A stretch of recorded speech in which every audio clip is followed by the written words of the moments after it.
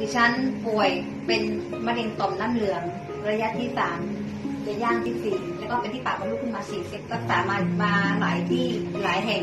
ก่อนจะมาเจอตัวนี้หนูอาการล่อแร่หมอบอกว่าไม่มีทางรักษาแล้วด้วยเหตุผลใดหนูก็ไม่รู้อาจจะเป็น1หนูหมดเงิน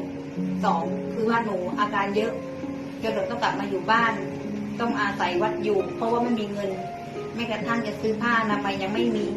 ประมาณปี60ด้วยการแนะนำของน้องแฟนแล้วก็พี่หลอกไก่อาสยามก็มาเจอตัวนี้ตอนนั้นหนูบอกเลยว่าหนูเหมือนตายไปแล้วเพราะว่าหนูนอนอยู่ข้างเมรุที่วัดหนูคิดเลยว่าชีวิตของหนูที่เหลือขอทำบุญก็ได้ให้มันอยู่มีบุญก่อนที่จะตายนานมันเข้าก้อนที่คอเนี่ยมันเริ่มจะแตกก้อนที่คอมันเริ่มจะแตกแล้วก็จิตตะกันแรงด้วยมันเริ่มจะแตกส่งกลิ่นเหม็นเน่าจนทุกคนรังเกียจไม่กล้ามากินข้าวกับหนูเพราะว่าเขา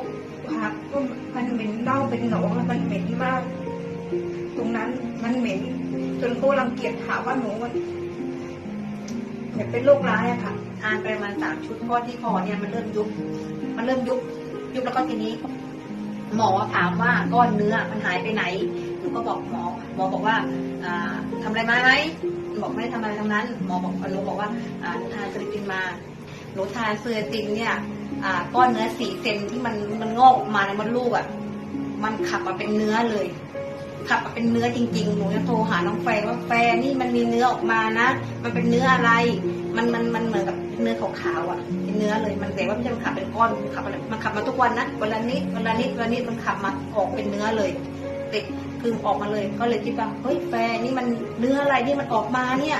แฟนก็พี่รู้กินไปเถอะใจเย็นๆลองทานดูก่อนทานไปเรื่อยๆนะไม่ต้องตกใจนะโหยังงงเลยว่าไม่ได้ผ่าตัดไม่มีแผลร่องรอยการผ่าแล้วเนื้อมันหายไปไหนหนูบอกเนี่ยตัวนี้เลยเซอร์ตินก้อนเนื้อมันหลุดที่ว่าไม่ต้องผ่าเลยแล้วก็